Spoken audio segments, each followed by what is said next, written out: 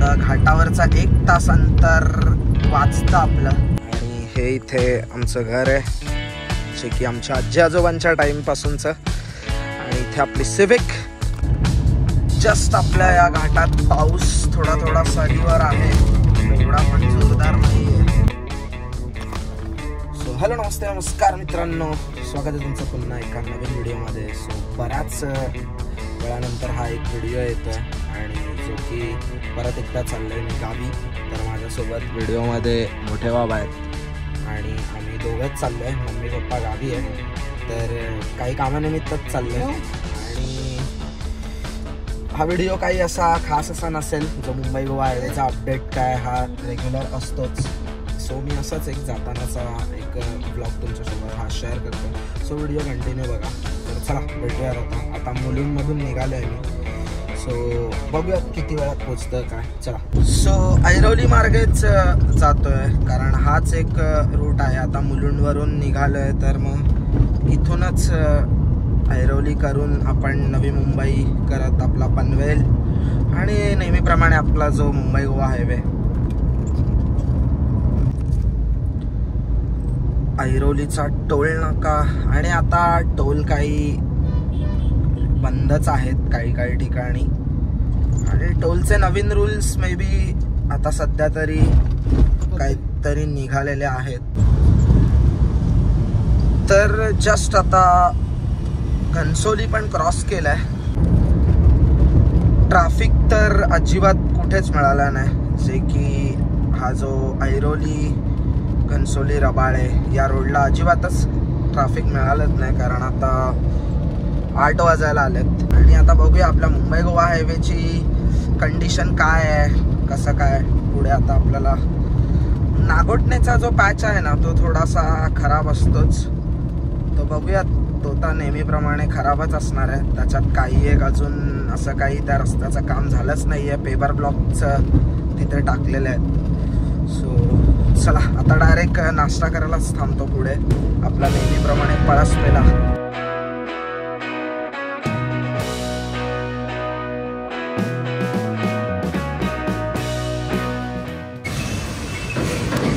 So just आता इथे पळसपेला थांबलोय आणि इथे नाश्ता करतोय. श्री दत्त स्नॅक्स या साईडला आहे बाबा. सो जस्ट नाश्ता करू आणि मग निघू आपला पुढच्या प्रवासाला. सो जस्ट ब्रेकफास्ट वगैरे करू आणि आपण इथून डायरेक्ट मग पुढे मला वाटतं माणगाव किंवा त्याच्या पुढे कुठेतरी थांबू, बघूया. आणि आपण जे ऑर्डर केलं आहे 2 उपमा आणि 1 चहा आहे आणि 1 चहा आहे आणि 1 चहा. सो एकदम लाईट आणि मस्त ब्रेकफास्ट करू.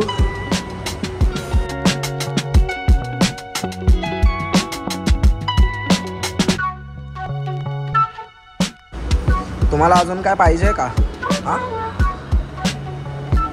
असू द्या. सो टेस्ट करून बघूया. Shri Datta snacks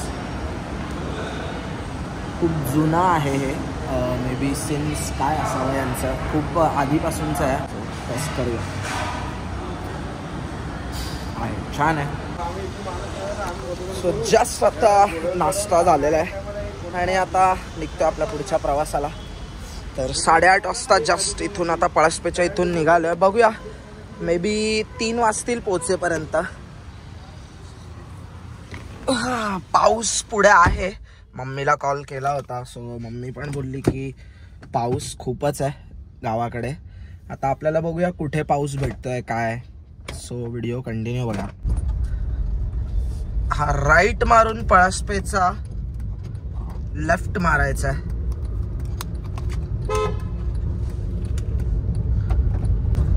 traffic may be नसावं, आता जाताना काय ट्रॅफिक नसेल मला तरी वाटतंय.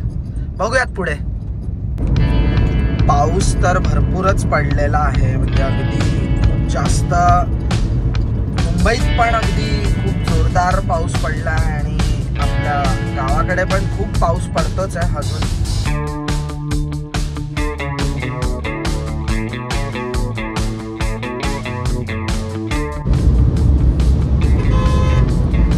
वडखळचा ब्रिज आलेला आहे. हा ब्रिज केला म्हणून खरंच खूप बरं झालं. नाही तर पहिला गावाला जायचं म्हणजे वडखळला इतकं ट्रॅफिक ना की माणूस विचार करायचा वडखळला पोहोचेपर्यंत की ट्रॅफिक असेल की नसेल. खूप डेंजरस परिस्थिती असायची तेव्हा गावाला जाताना. अगदी मला तरी आठवत आहे लहानपणी आम्ही ट्रॅव्हल्सने वगैरे जायचो गावी, तर खूप गर्दी असायची. आणि मस्त डांबरी रस्ता आहे हा ब्रिजचा. पूर्ण ब्रिज उतरेपर्यंत डांबरी रस्ता आहे. आता पुढचा आपले जे मुंबई गोवा हायवेचं पूर्ण काम हे सिमेंटच्या रोडनेच झालेलं आहे, पूर्ण CCने. काय डांबरी रस्ते, खूप खड्डे वगैरे लवकर पडतात. पावसाची सुरुवात झालेली आहे. इंदापूर 42, पणजी 457, मंगलोर 822, कन्याकुमारी 1500 किलोमीटर. वा मित्रांनो, काय वातावरण झालंय आहे. हाच पॅच जरा इथे थोडासा खराब आहे आणि पेपर ब्लॉक वाला रोड आहे हा. आता इथून इंदापूर एक 15-20 मिनिटात पोहोचू आपण इंदापूरला. वाकण आलं. जस्ट इंदापूरला पोहोचलोय. आता 10-20 झाले.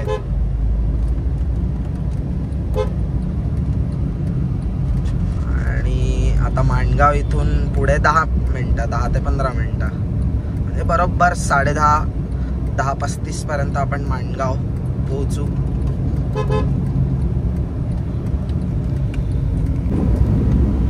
थोडं आता ऊन आलेलं आहे, पाऊस काय नाही आहे. इंदापूर माणगाव मध्ये पाऊस नाहीच आहे. जस्ट बरोबर 10:30ला आता आपण माणगाव मध्ये पोहोचलोय. इंदापूर वरून अगदी 10 मिनिटाचं अंतर आहे इंदापूर माणगाव. अगदी गजबजलेला आणि भरलेला जो हा माणगावची ही जी बाजारपेठ असते आज रिकामी आहे एकदम. काहीच ट्रॅफिक नाहीये, अजिबात जराही ट्रॅफिक नाहीये. मला वाटतं आता 11 दिवसाचे गणपती गेल्यानंतर ट्रॅफिक होऊ शकते. आणि माणगाव बायपासचा हा इकडे माणगाव ST डेपो. आणि माणगाव बायपासचं काम कोणत्या तरी गोष्टीमुळे थांबलंय.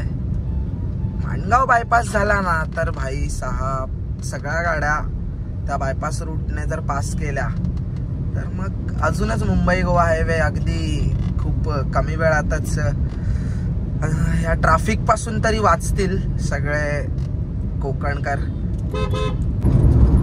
लोणेरे सोडल्यानंतरचा हा पुढचा जो पॅच आहे, आता इथून वीर स्टेशन येईल, तिथून ते संगमेश्वर पर्यंत अगदी रोड प्रॉपर एकदम चांगलाच आहे हा सिमेंटचा.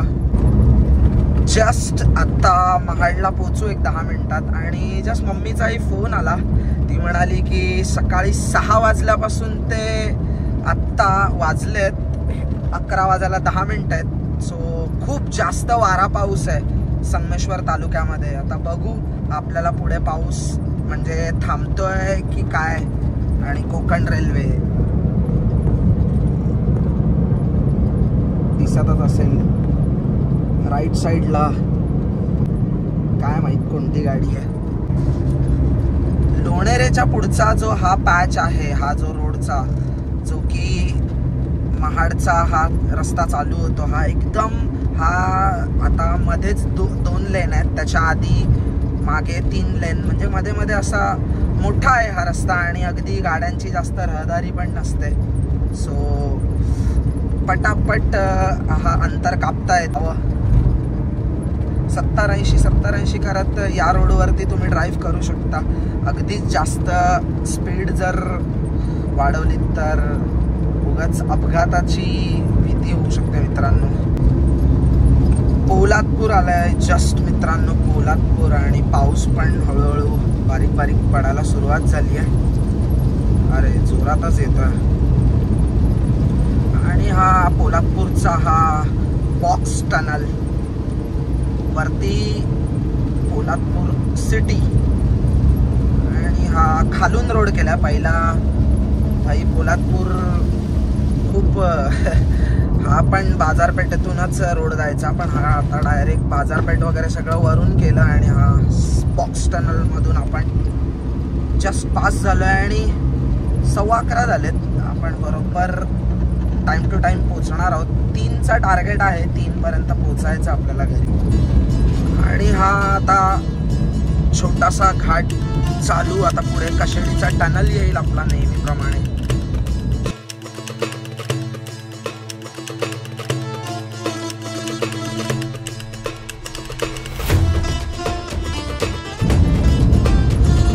आणि राईट साइडून आता हा कशेडी घाट.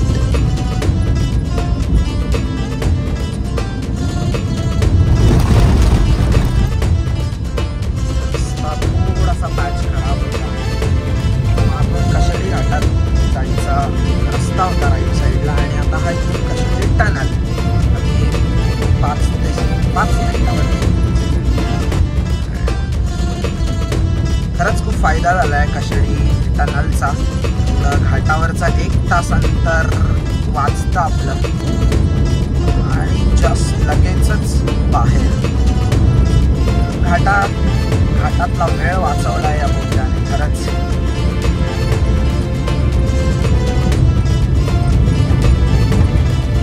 कशेडी टनल नंतर तुम्ही बाहेर पडलात ना की अगदी खेड 20 किलोमीटरवर आहे. आणि हा रस्ता ना एकदम स्ट्रेट आहे. हा म्हणजे सरळच आहे, असं काही कुठे जास्त वळणं नाही आहे त्या रस्त्याला. सही आहे. पाऊस काय करतोय काय कळत नाही आहे. येतोय मध्येच थोडासा. आमच्या गावी तर भरपूर पाऊस पडतोय, भरपूर म्हणजे बघूयात आता किती काय पाऊस आहे. संगमेश्वरला पोहोचू आपण. मला वाटतं 11:30 आता इथे वाजलेत. खेड आता इथून 10 मिनिटात पोहोचेल मी. 10 ते 15 मिनिटं जास्तीत जास्त. इथून पुढे चिपळूण अर्धा तास. आणि मग त्याच्या पुढे अजून संगमेश्वर जो डेपो आहे तो अर्धा पाऊण तास जास्तीत जास्त. दीड पर्यंत संगमेश्वर पर्यंत पोहोचतोय.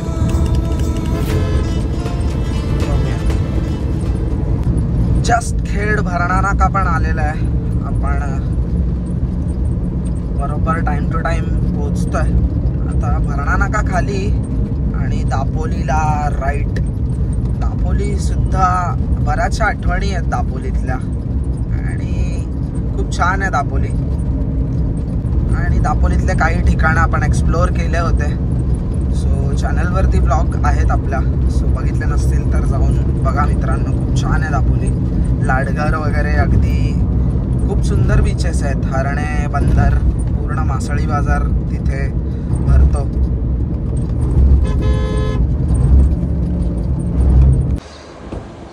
जस्ट इथे खेडच्या रेल्वे स्टेशनच्या ब्रिजवरती थांबलोय. जरा थोडासा पाय मोकळे केलेत. आणि गाडीची अवस्था तर फुल घाण. अगदी पूर्ण थोडीच, एवढी काय तरी घाण नाही झाली आहे. तर चला आता निघूयात. आता हा समोर इथे हा भोसते घाट चालू होईल. तर जस्ट चिपळूणमध्ये पण पोहोचलोय. बहादूर शेख नाका येईल चिपळूणचा. चिपळूणचे हे रोड काय बनतच नाही आहे. किती वर्ष झाले हे छोटे छोटे पॅच ते काय बनतच नाही आहेत. बाकी चिपळूणमध्ये अजून बरंच काम बाकी आहे. हे ब्रिजचं काम तर किती वर्षापासून चालूच आहे. आणि हा बहादूर शेख नाका लेफ्टला इकडे या साईडला कराड या. आणि इथून राईट गुहागर आणि सरळ आपला रत्नागिरी.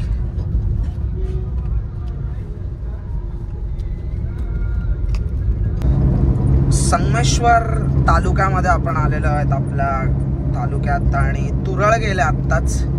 आता पुढे राजवाडी येईल. पाऊस पण सरीवर आहे, म्हणजे मध्येच एक अशी सर येते आणि जाते, पण आहे. संगमेश्वर रेल्वे स्टेशन इकडे हे राईट साइडला वरच्या बाजूला. शास्त्री पूल आलाय. संगमेश्वर आला ना की हाच पॅच जो शास्त्री पुलाच्या पुढचा हा अजूनही झाला नाही. हा ब्रिजचं काम अजून चालू आहे आणि नदीला पाणी बघा, फुल ब्राऊन ब्राऊन पाणी. हा जुनाच रोड आहे संगमेश्वरचा, ओल्ड मुंबई गोवा हायवे. संगमेश्वरच्या इथून बरंचसं काम अजून काहीच झालेलं नाही आहे. तर संगमेश्वर आलेला आहे आपला आणि आपण आता इथून लेफ्ट मारतोय. आपला हा देवरुख साखरपा रोड. बरोबर 2 वाजलेत. संगमेश्वर मध्ये आलं, अर्ध्या तासात आलो आपण सावर्डावरून. तर चला आता डायरेक्ट आपल्या साखरप्यातच भेटूयात. हा रस्ता ऍक्च्युली आपला हा देवरुख साखरपा रोड हा प्रॉपर डांबरी रस्ता आहे. जस्ट आपल्या या घाटात पाऊस थोडा सरीवर आहे, एवढा पण जोरदार नाही आहे. समोरच आपली लालपरी, हिरवागार निसर्ग आणि अगदी नागमोडी वळणातून चाललेली ही आपली कोकणाची खास ओळख आहे या एसटी महामंडळाच्या लालपरीची. जस्ट कोसुम आलेला आहे, कोसुम. आणि कोसुमला पण आपल्याला यायचं आहे. मावशीचं गाव आहे कोसुम, नितेश जाधवचा गाव. मावशीचा मुलगा आहे माझा नितेश जाधव. बघूयात, यायचं इथे, वेळ मिळाला तर नक्की येऊन जाऊ. सो जस्ट आता सरळ देवरुखची बाजारपेठ आणि राईटला आपला साखरपा रोड. सरळ आता इथून आपण एक अर्धा तासात पोहोचू. आता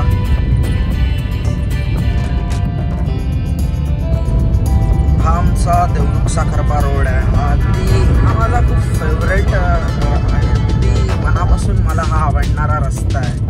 कारण या रस्त्यावरती ना नागमोडी वळणं आणि ड्राईव्ह करण्याची मजाच वेगळी आहे मित्रांनो. पाऊस नाही आहे या घाटात. माझा एक लास्ट टाइम मी गावी आलो होतो तेव्हा माझा एक एक्सपिरियन्स होता, जो की मुसळधार पाऊस आणि इतका पाऊस होता जोरदार की काहीच दिसत नव्हता. आणि याच स्पीडला मी या घाटातून त्या भर पावसात गाडी चालवत होतो. म्हणतात ना की आता हा आमचा घाट जो आहे, या घाटाची मला पूर्ण सवय झाली आहे की कुठे काय आहे, कोणत्या दिशेला वळण आहे, काय. अगदी पाठ झालेला हा रस्ता पूर्ण. खूप भारी रस्ता. जस्ट आता आपला साखरपामध्ये पोहोचलेलो आहोत आणि बाजारातूनच जायचं आहे.